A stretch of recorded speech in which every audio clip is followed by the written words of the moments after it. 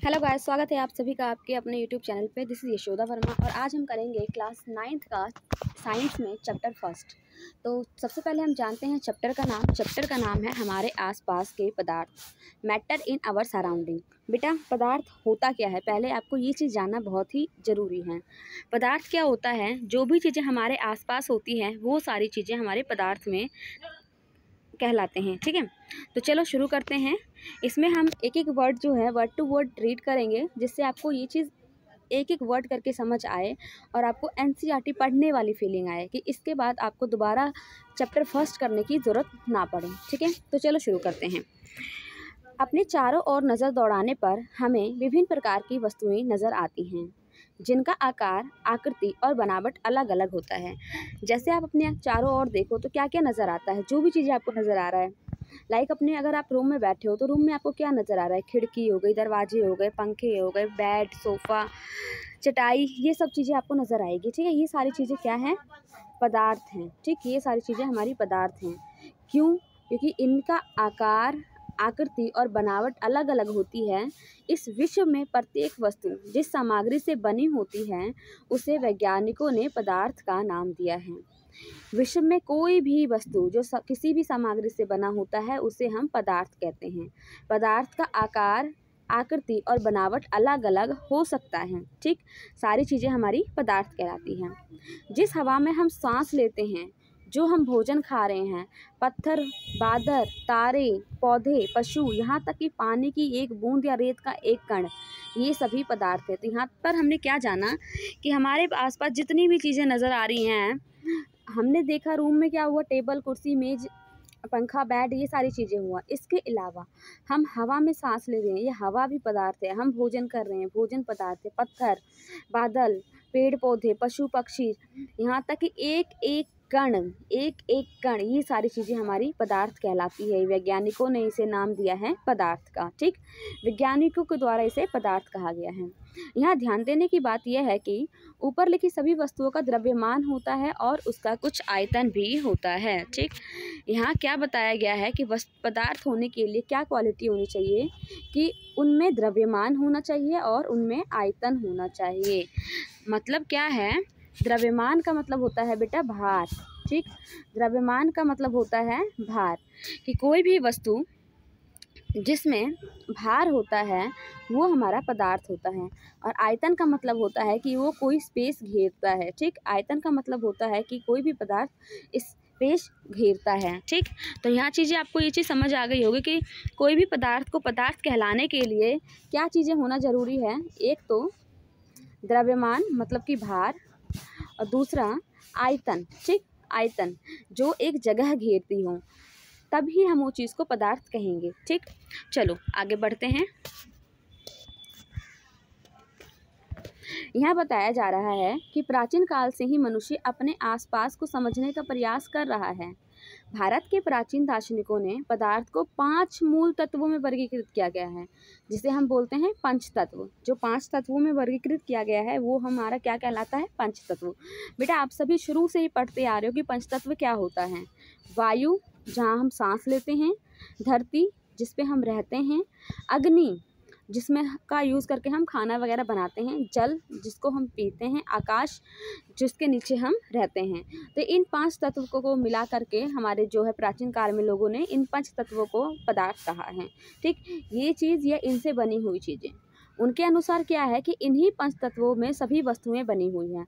जो हमारे प्राचीन लोग थे उनके अकॉर्डिंग क्या था, उनके हिसाब से हमारे यही 5 चीज़ों से हमारी सारी की वस्तुएं बनी हुई हैं, चाहे वो सजीव हो या निर्जीव हो। हम सभी जानते हैं कि हम सजीव जो हैं, हम सजीव इस 5 चीज़ों से ही बने हुए हैं, है ना। वायु, धरती, अग्नि, जल, आकाश, इन्हीं 5 चीज़ों से हम सजीव लोग बने हुए हैं और यहीं से हमारा जन्म होता है, इसी में हमारी मृत्यु हो जाती है, इसी में हम मिल जाते हैं।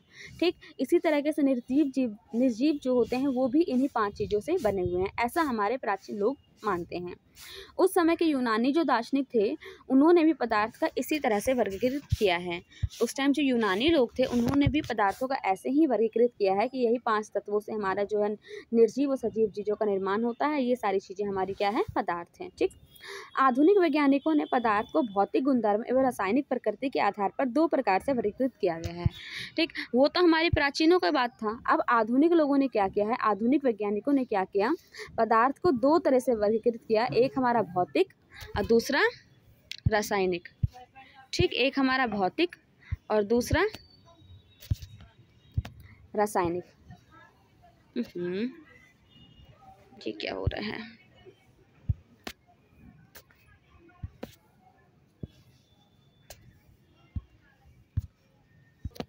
ठीक, तो जो आधुनिक वैज्ञानिक थे उन्होंने पदार्थों को 2 तरह से वर्गीकृत किया है। एक तो हमारा भौतिक गुणधर्म के अनुसार और दूसरा रासायनिक गुणधर्म के अनुसार। ठीक है, उन्होंने 2 तरह से बांटा है। इस अध्याय में हम क्या करेंगे, हम सिर्फ भौतिक गुणों के बारे में जानेंगे और रासायनिक गुणों के बारे में हम जानेंगे अगले अध्याय में। ठीक, यहाँ पर हम सिर्फ भौतिक गुणों के बारे में ही जानकारी हासिल करेंगे। ओके, तो पदार्थ के रासायनिक पहलू को हम आगे के अध्याय में पढ़ेंगे, ये बताया गया है यहाँ पे। अब पदार्थ के भौतिक स्वरूप क्या होते हैं वो हम जानते हैं। चलिए जानते हैं। पदार्थ कणों से मिलकर बना है। पदार्थ क्या होता है, कणों से मिलकर बना होता है। ठीक, पदार्थ कणों से मिलकर बना होता है।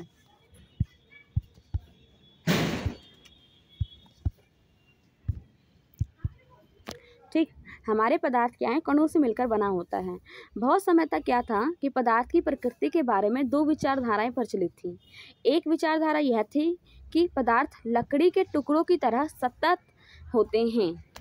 एक विचारधारा क्या थी कि पदार्थ जो हैं लकड़ी के टुकड़ों की तरह सतत होते हैं, परंतु अन्य विचारधारा का क्या मानना था कि वह रेत की तरह कणों में से बने होते हैं। मतलब यहाँ के लोग 2 तरीके से मानते थे। एक ये मानते थे कि पदार्थ जो होता है वो लकड़ी का सत्ता जिस तरह से कठोर होता है ना, वैसा कठोर होता है, वही हमारा पदार्थ कहलाएगा। लेकिन दूसरी विचारधारा है वो क्या कहता था, जो रेत के हमारे कण होते हैं ये भी हमारा क्या है, पदार्थ कहलाता है। ठीक, आइए इस क्रियाकलाप के बारे में हम एक क्रियाकलाप करके देखते हैं। ठीक है, कि पदार्थ सतत है या कणों से बने हैं। चलिए देखते हैं क्या है। यहाँ एक क्रियाकलाप दे रखा है कि ये आप देख सकते हैं कि 100 ml का बीकर लेना है हमें। इस बीकर को जल से आधा भरकर जल के स्तर पर निशान लगाना है। मान लो आपको एक 100 ग्राम का बीकर लेना है, 100 ml का। ठीक, 100 ml का बीकर है, ये हमारा 50 है, ये हमारा 100 है। ठीक, तो हमें क्या बोल रखा है कि आधा भर लेना है, मतलब कि 50 ml भर लेना है। ठीक, 50 ml हमें भर लेना है। अब इसमें क्या कह रहा है, नमक या शर्करा को कांच की छड़ की मदद से जल में घोलें। अब मान लो हमने कुछ नमक डाल दिया, 1 चम्मच नमक डाल दिया इसमें या चीनी डाल दिया, और एक कांच का एक छड़ है, इसकी सहायता से हमें क्या करना है, इसको घोलना है। ठीक, जल के स्तर में आए बदलाव पर निशान लगाए। अब बताओ कि 1 चम्मच नमक या 1 चम्मच चीनी में अगर इसमें डालूंगी तो क्या जल के स्तर में कोई बदलाव आएगा? आप ये घर पे करके देखना, तो आपका जवाब होगा कि नहीं। क्यों? ये गायब हो गए और जल के स्तर में कोई बदलाव नहीं आया। क्यों? क्योंकि बेटा देखो, यहाँ मैं आपको एक चीज़ क्लियर कर देती हूँ। हमारे जो पदार्थ होते हैं ना, आगे हम पढ़ेंगे, 3 तरीके के होते हैं। एक होता है हमारा ठोस, दूसरा होता है हमारा द्रव, और तीसरा हमारा होता है गैस। ठीक, ठोस, द्रव और गैस। ठोस, द्रव और गैस क्या होता है, जो ठोस होते हैं उनमें पदार्थ के कण बिल्कुल चिपके होते हैं, बिल्कुल पास पास होते हैं। ठीक है, बिल्कुल पास पास पास, एकदम पास पास पास। वही हमारे जो द्रव होते हैं, द्रव में पदार्थ के कण थोड़े से डिस्टेंस पे होते हैं। ठीक, थोड़ा सा डिस्टेंस होता है। वही हमारे गैस के जो होते हैं कण, वो बिल्कुल दूर दूर होते हैं, पास नहीं होते हैं। ठीक, तो ये 3 तरीके के पदार्थ हैं। ठीक, ठोस, द्रव और गैस। ठोस के जो हैं उनके पदार्थ के कण जो हैं बिल्कुल पास पास होते हैं, द्रव के थोड़े से डिस्टेंस होते हैं, और गैस का बिल्कुल ही दूर दूर होता है। ठीक, तो इस क्रियाकलाप में हमें यही करने को बताया जा रहा है। चलिए आगे देखते हैं क्या है।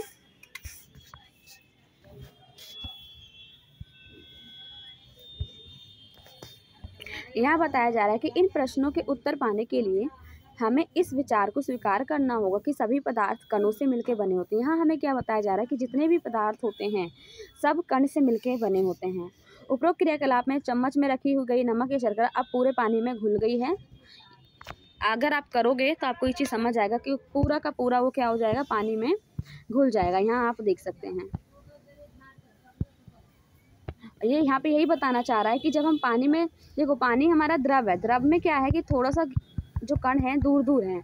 जब हम इसमें नमक या चीनी डालेंगे तो क्या होगा, जो गैप है ना उसके अंदर वो नमक और चीनी अपने आप को ऑब्जर्व कर लेगा और पानी का लेवल जितना था उतना ही रहेगा। वही चीज़ यहाँ बताना चाह रहा है कि जब हम जल में नमक घोलते हैं तो नमक के कण जल के कणों के बीच रिक्त स्थानों में समावेशित हो जाती है और पानी का लेवल जो है चेंज नहीं होता है। ओके, अब हमारे पास दिमाग में एक क्वेश्चन आ रहा है कि पदार्थ के कण छोटे होते हैं, ठीक है, लेकिन कितने छोटे होते हैं, इसके बारे में हम जानने के लिए एक क्रियाकलाप करते हैं। देखो बेटा, यहाँ एक क्रियाकलाप क्या रखा है कि मान लो ये क्रियाकलाप आप स्याही से भी कर सकते हो कि एक बेकर में 100 ml जल लो, उसके अंदर स्याही की कुछ बूंदे डाल दो, ठीक है, 100 ml में स्याही की बूंदे डालो तो आप देखोगे कि बिल्कुल कलर चेंज हो जाएगा। अब उसमें 10 ml तुमने स्याही डाला तो ये कलर चेंज हो गया है ना। अब इसमें से 10 ml निकालो और दूसरे कांच के गिलास में सादे पानी में डाल दो, ठीक। फिर देखोगे कि थोड़ा सा कलर हल्का होगा लेकिन ये भी कलर है। फिर इसमें से यही प्रोसेस दोबारा करना है, इसमें से फिर 10 ml लेना है, नए साफ पानी में डाल देना है, फिर इससे 10 ml लेना है, फिर नए साफ पानी में डाल देना है। तो आप देखोगे क्या कि धीरे धीरे जो है कलर हल्का होते जा रहा है, लेकिन अभी भी जो है कहीं ना कहीं हल्का सा थोड़ा बहुत कलर है। तो इससे हमें क्या पता चलता है कि पदार्थ के कण जो है बहुत ज़्यादा छोटे होते हैं, बहुत ज़्यादा। अनुमान लगाइए कि पदार्थ के कण कितने छोटे होते हैं। प्रत्येक बार तनुकृत करने पर घोल का रंग हल्का होता चला जाता है, फिर भी पानी का रंग रंगीन ही नज़र आता है। तो आप सोच सकते हो कितने छोटे कण होते हैं, बहुत छोटे कण होते हैं, ठीक है।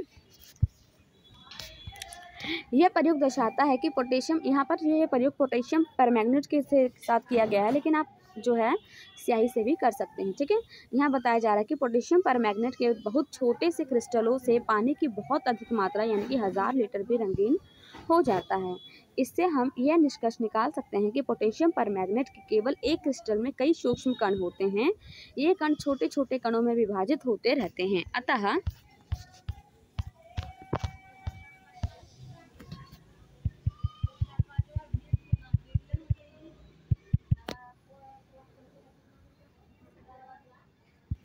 एक स्थिति में ये कण और छोटे भागों में विभाजित नहीं किए जा सकते हैं, ठीक है। पोटेशियम परमैंगनेट की जगह हम क्या कर सकते हैं बताइए कि 2 ml डेटोल से भी हम ये क्रियाकलाप कर सकते हैं। लगातार तनुकृत होने पर भी उनकी महक हमें मिलती रहती है, ठीक। हम इससे भी कर सकते हैं, प्लस हम स्याही से भी कर सकते हैं। ऐसी नहीं बात है कि हम स्याही से नहीं कर सकते हैं, ठीक, स्याही से भी कर सकते हैं। पदार्थ के कण बहुत छोटे होते हैं। यहाँ से हमें ये चीज़ पता चला कि पदार्थ के कण जो होते हैं बहुत ज़्यादा छोटे होते हैं और इतने छोटे कि हम इनकी कल्पना भी नहीं कर सकते हैं, ठीक। आगे हम जानते हैं क्या है, आगे हमारा क्या कहना चाह रहा है, पदार्थ के कणों के अभिलाक्षणिक गुण क्या हैं। पदार्थ के कण जो होते हैं उनके अभिलाक्षणिक गुण है क्या, इसके बारे में पूछ रहा है। पदार्थ के कणों के बीच रिक्त स्थान होता है, ठीक। पहला पॉइंट है कि पदार्थ के कण के बीच क्या होता है, रिक्त स्थान होता है, ठीक। पदार्थ के कणों के बीच हमारा रिक्त स्थान होता है। और दूसरा क्या है कि पदार्थ गतिशील होते हैं। आगे आप देखोगे पदार्थ गतिशील होते हैं। और तीसरा क्या है, उनमें पकड़ होती है आपस में, ठीक। पदार्थ के 3 गुण हैं। पहले पदार्थ के कणों के बीच रिक्त स्थान होता है, दूसरा गतिशील होता है और तीसरा उनके बीच पकड़ होती है। तो चलो एक एक करके हम पढ़ते हैं कि पदार्थ के कणों के बीच रिक्त स्थान होता है। क्रियाकलाप 1.1 और 1.2 में हमने नमक, शर्करा, डेटोल या पोटेशियम परमैंगनेट के कण समान रूप से पानी में वितरित हो गए, मतलब बराबर भागों में क्या हुआ कि मिक्स हो गए। इस प्रकार जब हम चाय, कॉफ़ी या नींबू पानी बनाते हैं तो एक पदार्थ के कण दूसरे पदार्थ के कणों के रिक्त स्थानों में समावेशित हो जाते हैं। यह दर्शाता है कि पदार्थ के कणों के बीच पर्याप्त रिक्त स्थान होता है ना। पदार्थ के कणों के बीच पर्याप्त रिक्त स्थान होता है तभी ना एक पदार्थ के कण दूसरे पदार्थ के कण में समावेशित हो जाता है ना। चलो पदार्थ के कण निरंतर गतिशील होते हैं। दूसरा हमारा क्या है कि पदार्थ के कण जो होते हैं निरंतर गतिशील होते हैं। यहाँ एक क्रियाकलाप करने को कह रहे हैं कि अपनी कक्षा के किसी कोने में एक बुझी हुई अगरबत्ती रख दें। इसकी सुगंध लेने के लिए आपको इसके कितनी समीप जाना पड़ता है। और दूसरा बोल रहा है कि अगर अगरबत्ती जला दी जाए तो क्या होगा, क्या दूर से ही हमें इसकी गंध मिल सकती है। अपने प्रेक्षण को नोट करना है। अब आपको बताना है कि जैसे हम अगर बुझी अगरबत्ती हो तो देखो बेटा, हमें उसकी सुगंध लेने के लिए हमें उसके करीब जाना पड़ेगा। वही अगर जल रही होती तो हमें दूर से ही उसकी महक आ जाती है। एक और क्रियाकलाप दिया गया है कि जल से भरे 2 गिलास या 2 बीकर लेना है हमें। पहले बीकर के एक सिरे पर सावधानी से एक बूंद लाल या नीली स्याही डाल दें और दूसरे में शहद डाल दें। इनको घर पे या कक्षा के एक कोने में रखें और प्रेक्षण करें और नोट करें। तो यहाँ पर भी नोट करने को बता रहा है कि बताओ, स्याही तो तुरंत क्या होगा, पूरे में मिक्स हो जाएगा, लेकिन जो हमारा ये शहद होगा वो एक जगह इकट्ठा हो जाएगा। ठीक, यहाँ बोल रहा है कि स्याही की बूंद डालने के तुरंत बाद आपने क्या देखा। देखो तुरंत बाद क्या होगा, वो मिक्स होना धीरे धीरे शुरू कर जाएगा। वही शहद की बूंद डालने के तुरंत बाद आप क्या देखोगे, वो नीचे जाके बैठ जाएगा क्योंकि भारी होता है। स्याही का रंग पूरे जल में एक समान रूप से फैलने में कितने घंटे या दिन का समय लगता है। ठीक, ये तो हालांकि 1-1.5 घंटे में आराम से, या 10 मिनट 15 मिनट में भी मिक्स हो जाता है। ठीक, एक और क्रियाकलाप दिया गया है यहाँ पर कि एक गिलास में गर्म पानी से और दूसरे ठंडे पानी से भरे गिलास में कॉपर सल्फेट या पोटेशियम परमैंगनेट का एक क्रिस्टल डालना है और एक और रख देना है बिना हिलाए। ठीक, क्रिस्टल को सतह पर बैठने दें। जो क्रिस्टल हमने डाला है उसे नीचे बैठने दें। गिलास में ठोस क्रिस्टल के ठीक ऊपर क्या दिखाई देता है, ये आपको ऑब्जर्व करना है। समय बीतने पर क्या होता है ये भी बताना है। इससे ठोस और द्रव के कणों के बारे में क्या पता चलता है। क्या तापमान के साथ मिश्रित होने की दर बदलती है, क्यों और कैसे। देखो हमारा क्या होता है, जब हम तापमान बढ़ा देते हैं, जैसे कि हमने अगरबत्ती में देखा कि अगर हमने उसमें हीट दे दिया तो उसकी सुगंध हमें दूर बैठे भी आने लगी। तो इससे ये पता चलता है कि जब हम तापमान बढ़ाते हैं तो इसकी गतिज ऊर्जा जो है बढ़ जाती है। ठीक, यहाँ बोल रखा है कि हमने क्रियाकलाप 1.1, 1.3, 1.4, 1.5 में क्या देखा, क्या निष्कर्ष निकाला कि पदार्थ के कण निरंतर गतिशील होते हैं, है ना। मैंने बताया था पदार्थ के कण क्या होते हैं, निरंतर ही गतिशील होते हैं, अर्थात उनमें गतिज ऊर्जा होती है। तापमान जब हम बढ़ाते हैं तो कणों की गतिज ऊर्जा तेज हो जाती है, इसलिए हम कह सकते हैं कि तापमान बढ़ने से कणों की गतिज ऊर्जा बढ़ जाती है। कैसे अगरबत्ती हमने जलाया तो हमें उसकी महक दूर तक आने लगी। उपरोक्त तीनों क्रियाकलापों में हमने देखा कि पदार्थ के कण अपने आप ही एक दूसरे के साथ अंतःमिश्रित हो जाते हैं। क्या हुआ, देखो जब हमने क्या नाम है वो स्याही डाला तो उसने थोड़े मतलब 10 मिनट 15 मिनट लिया होगा मेरे ख्याल से, वो पूरा तरह से अपने आप को मिक्स कर लिया होगा। उसी तरह से शहद भी हुआ, थोड़ी देर के बाद थोड़ा टाइम लिया लेकिन वो भी धीरे धीरे पूरी तरह से मिक्स हो गया। तो ऐसा कणों के रिक्त स्थानों में समावेशन के कारण होता है। दो विभिन्न पदार्थों के कणों का स्वतः मिलना ही विसरण कहलाता है। कि यहाँ एक और क्वेश्चन बन रहा है कि जब दो विभिन्न पदार्थों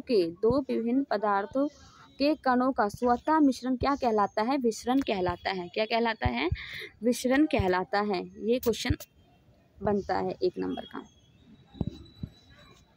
ठीक, हमें यह भी पता चलता है कि गर्म करने पर विसरण तेज हो जाता है। हमें ये भी पता चला ना कि गर्म करने पे क्या हुआ, विसरण तेज हो गया, जल्दी से एक जगह से दूसरी जगह भागने लगा।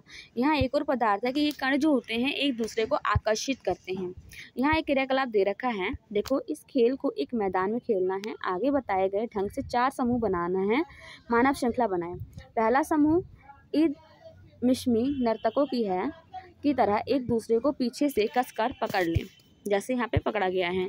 दूसरा समूह एक दूसरे का हाथ पकड़कर मानव श्रृंखला बना लें। तीसरे समूह में क्या है, उंगली के सिरे को छूना है। और चौथे में क्या करना है, समूह उपरोक्त वर्णित तीनों मानव श्रृंखलाओं को तोड़कर छोटे समूहों में बांटने का हमें प्रयास करना है। अब ये बताओ कि किस समूह को तोड़ना आसान होगा और किसको नहीं। तो ऑफकोर्स जिसको हमने उंगली से पकड़ा छुआ होगा उसको इजीली तोड़ सकते हैं, और जिन्होंने इस तरह से आपस में एक दूसरे को जकड़ा होगा उनको छोड़ाना मुश्किल है। ठीक, तो एक और एक क्रियाकलाप दे रखा है यहाँ पे 1.7, एक लोहे की कील लेनी है, एक चौक का टुकड़ा लेना है और एक रबड़ की बैंड लेनी है।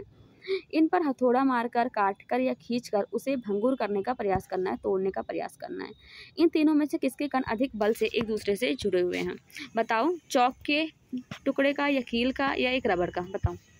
ऑफकोर्स लोहे का जो होगा कील, उसके जो हैं कण आपस में एक दूसरे को तेज से जकड़े होंगे, है ना।